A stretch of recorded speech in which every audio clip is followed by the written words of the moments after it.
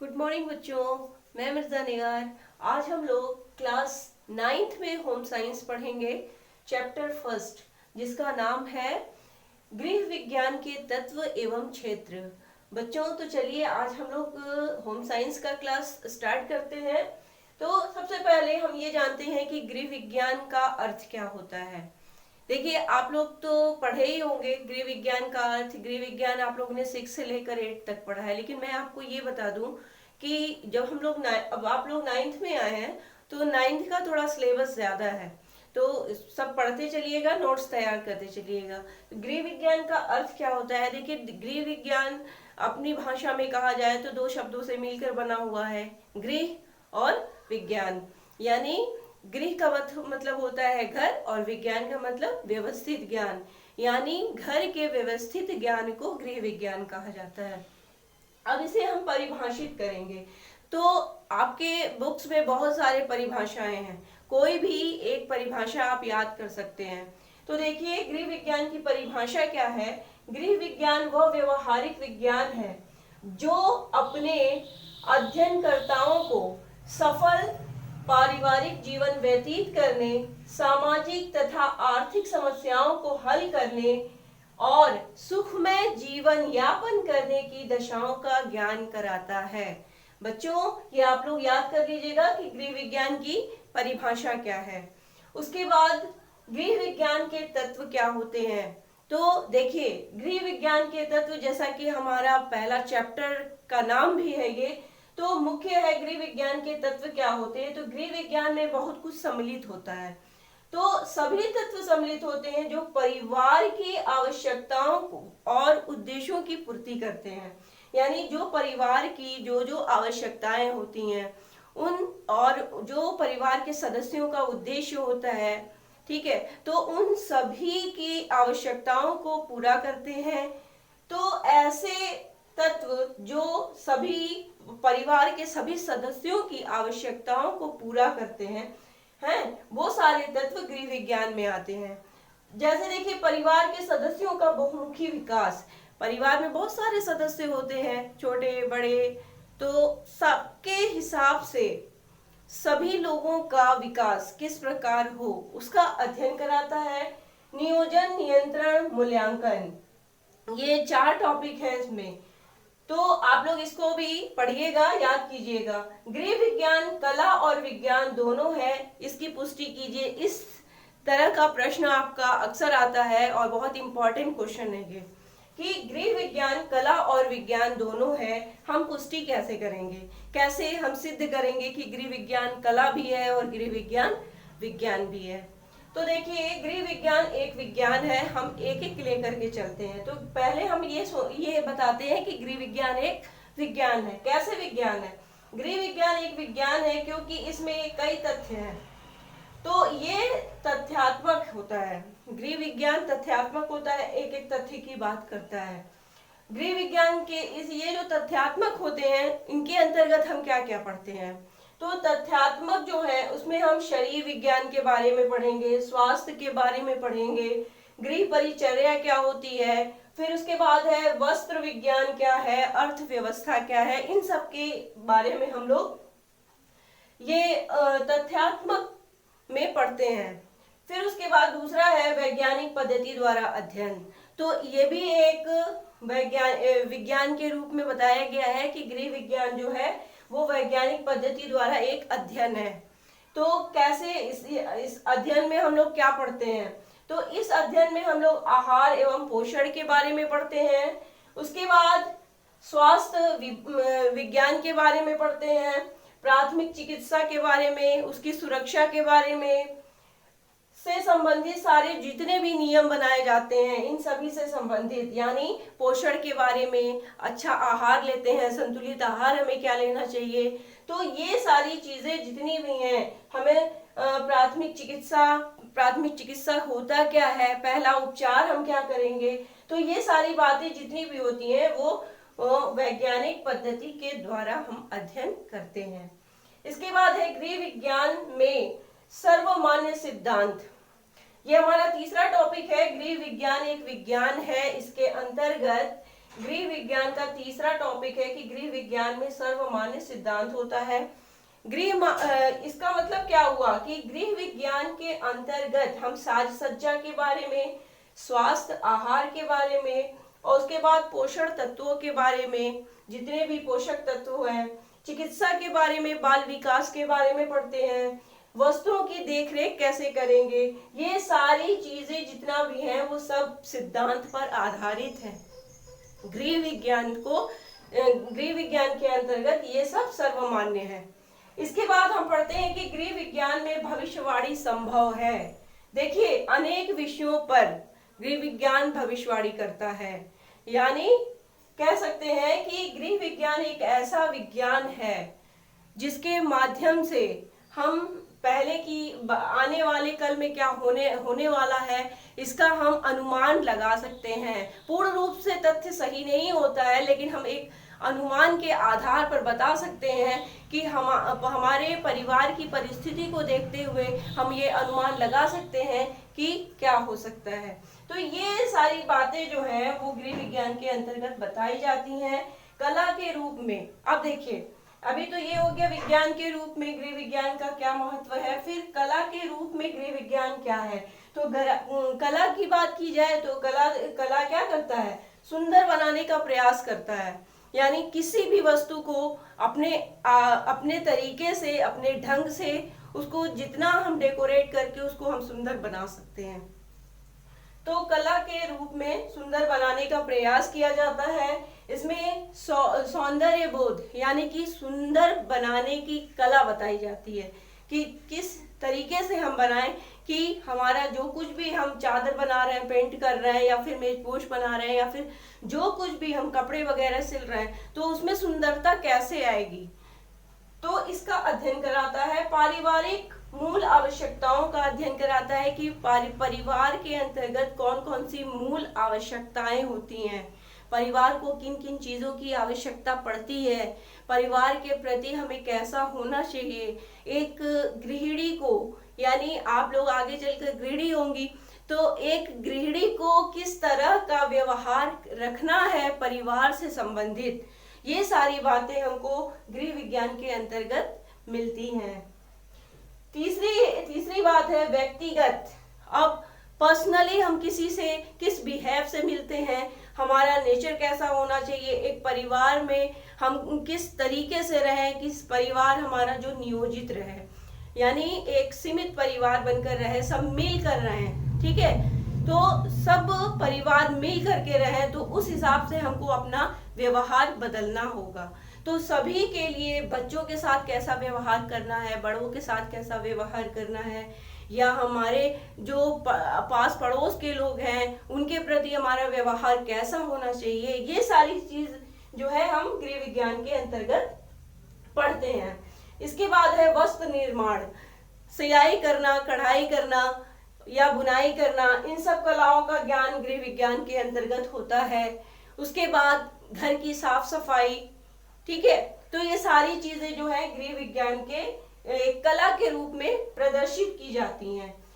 दूसरा हम लोग पढ़ेंगे गृह विज्ञान के प्रमुख क्षेत्र। फर्स्ट पार्ट में क्या पढ़ा था, गृह विज्ञान के अर्थ के बारे में, गृह विज्ञान की परिभाषा पढ़ी थी, गृह विज्ञान के तत्वों के बारे में पढ़ा था।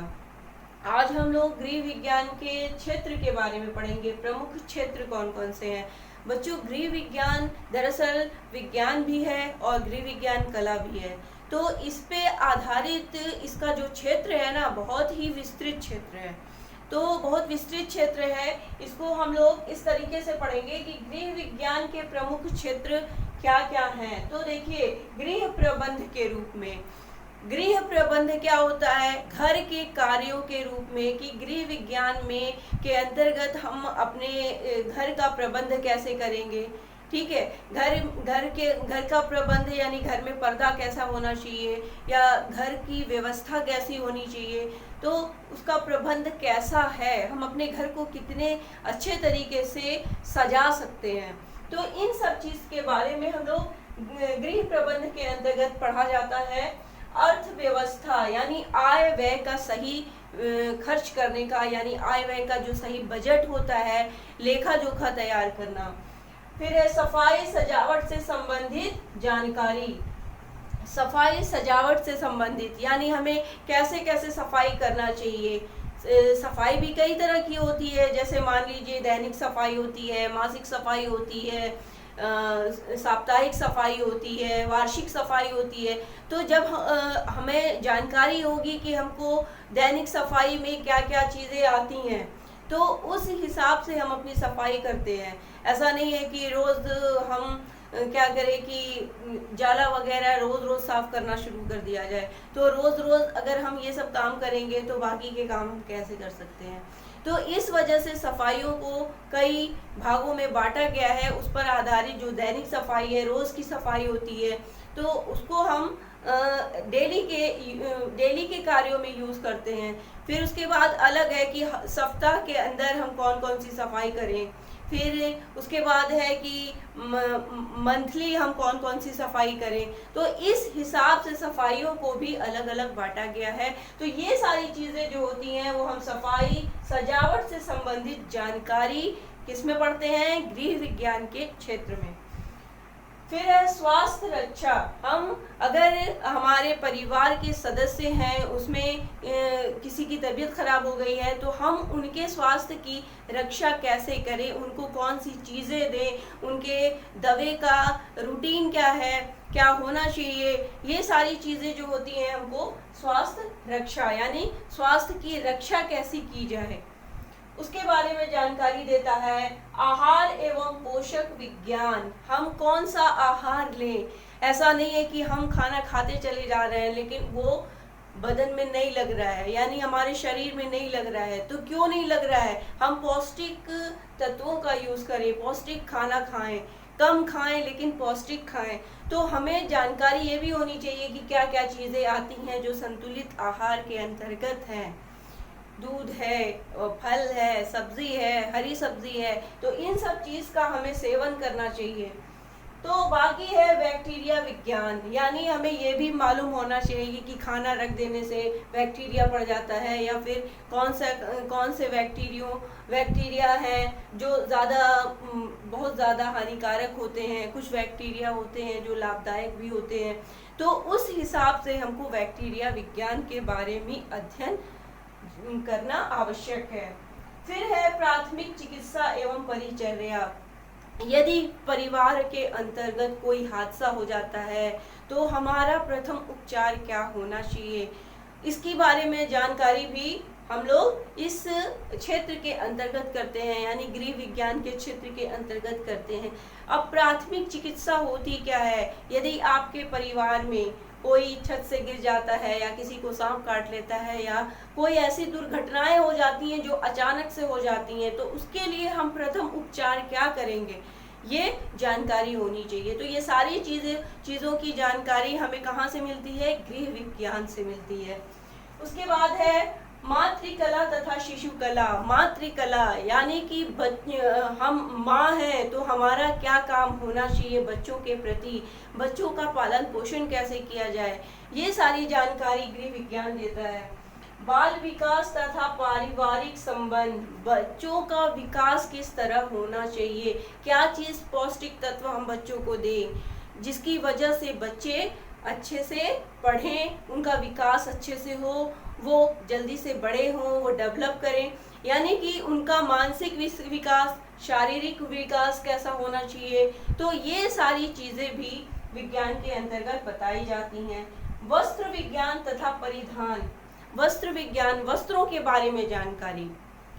अब ये देखिए कि वस्त्रों के बारे में जानकारी की बात की जाए तो हमें कौन से वस्त्र कब धोने चाहिए, कौन से वस्त्र मिलाकर धोना चाहिए। जैसे सफ़ेद कपड़े होते हैं जो हम मिक्स करके नहीं धोते हैं, सफ़ेद कपड़ों को किनारे धोना चाहिए, रंगीन कपड़ों को अलग धोना चाहिए, क्योंकि सफ़ेद कपड़े में रंगीन कपड़ा यदि हम धोते हैं तो उस पर उसका कलर लग सकता है। ये सारी जानकारी हमें वस्त्रों के विज्ञान के अंतर्गत होती है, वस्त्र विज्ञान के अंतर्गत।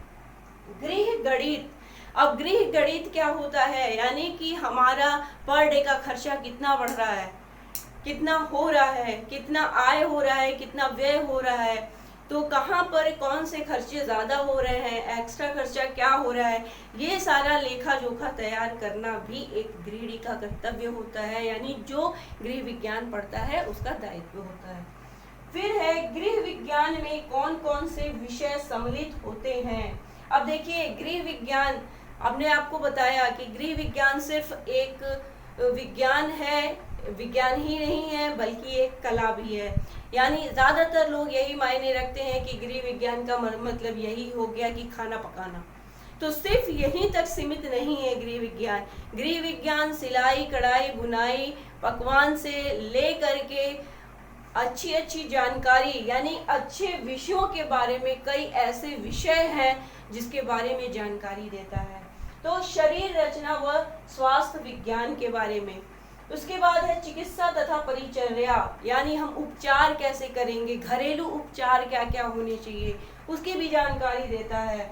मनोविज्ञान, फिर है नागरिक शास्त्र, वस्त्र विज्ञान, भौतिक और रसायन विज्ञान, ये सारी चीजों का जो अध्ययन कराता है वो गृह विज्ञान कराता है। तो ये क्या है, ये सारी चीजें मतलब गृह विज्ञान के अंतर्गत ही विषयों में सम्मिलित है।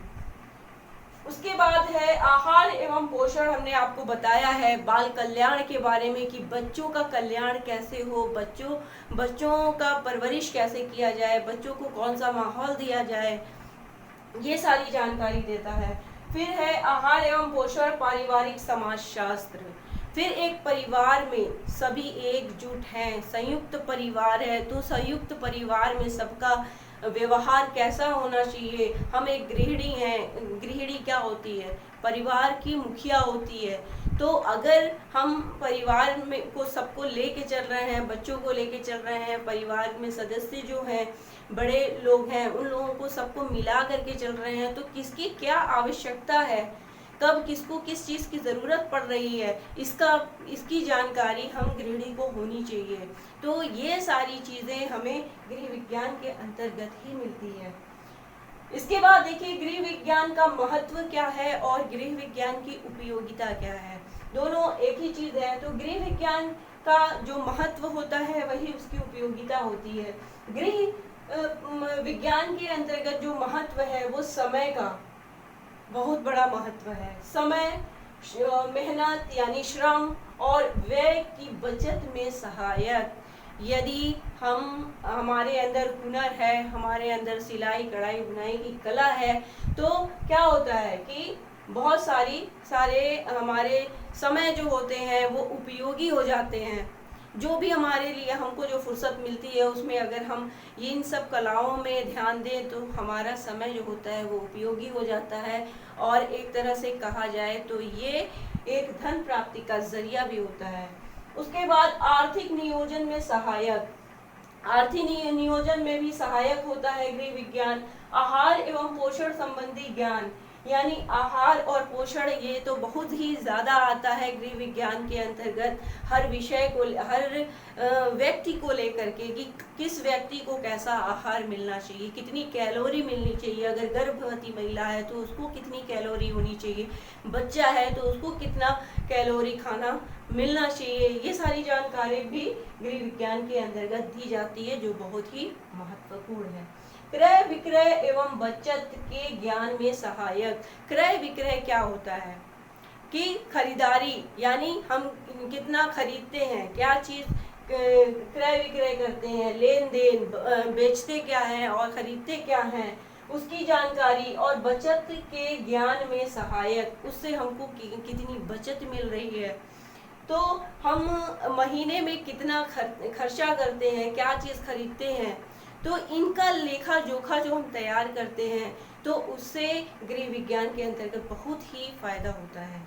इसके बाद देखिए प्राथमिक चिकित्सा का ज्ञान और ज्ञान अर्जित करने में सहायक। प्राथमिक चिकित्सा यानी प्रथम उपचार, उसमें सहायक होता है। वस्त्रों को तैयार करने तथा रख रखाव में सहायक होता है। वस्त्र को हम कैसे रखें, प्रेस करके रखें या फिर उसको सीरियल वाइज रखें या फिर अलग करके रखें, टांग करके रखें, तो ये सारी चीज़ें जो होती हैं वस्त्रों को तैयार करने में, उसको रखने का तरीका कैसा होना चाहिए, एक तरफ कौन सा कपड़ा, दूसरी तरफ कौन सा कपड़ा, ये सारे तरीके वस्त्रों के तैयार करने में, वस्त्र हम जो तैयार करते हैं, जो वस्त्र सिलते वगैरह हैं, उसका भी हमारा डिज़ाइन कैसा होना चाहिए, ये सारी चीज़ें दिमाग में रख करके यदि हम काम करते हैं तो हमें गृह विज्ञान से बहुत ही फायदा होता है। उसके बाद देखिए कि स्वास्थ्य एवं शरीर से संबंधित ज्ञान, स्वास्थ्य और शरीर से संबंधित ज्ञान, यानी अब घरेलू उपचार करते हैं अपने स्वास्थ्य को लेकर के। यदि मुखिया है, घर की मुखिया यानी गृहिणी अगर स्वस्थ नहीं रहेगी तो वो परिवार को कैसे चलाएगी। तो इसलिए मेन है कि हम पहले अपना स्वास्थ्य देखें और हमारे साथ ही साथ हमारे परिवार का भी स्वास्थ्य सही होना चाहिए। तो यदि थोड़ा सा भी स्वास्थ्य में गड़बड़ी होता है तो हम तुरंत उसका उपचार करें। यदि घरेलू उपचार पॉसिबल है तो घरेलू उपचार करें, नहीं तो डॉक्टर से संपर्क करें। इसके बाद क्या है कि शारीरिक श्रम एवं सामाजिक कार्यों के प्रति रुचि जागृत करना, मेहनत करें और समाज सेवा कार्य भी करें, दूसरों के काम आए, दूसरे के साथ हम ऐसा व्यवहार करें कि दूसरा खुश रहे हमसे। तो ये सारे व्यवहार हमको सिखाता है गृह विज्ञान। फिर है गृह विज्ञान का व्यवसायिक महत्व। व्यवसायिक महत्व यानी गृह विज्ञान एक तरह से व्यापार करने का भी साधन है। गृह विज्ञान के अंतर्गत हम कई तरह के व्यापार कर सकते हैं। तो ये सारी चीजें हैं जो गृह विज्ञान के क्षेत्र में आती हैं, गृह विज्ञान के अंतर्गत सम्मिलित हैं, गृह विज्ञान के लिए महत्वपूर्ण है, गृह विज्ञान की उपयोगिता है। तो बच्चों, हम उम्मीद करते हैं कि आपको ये चैप्टर समझ में आया होगा। चलिए ठीक है, उसके बाद आप लोग अपना तैयारी करते रहिए, नोट्स तैयार करते रहिए, सिलेबस लंबा है। Thank you, have a nice day.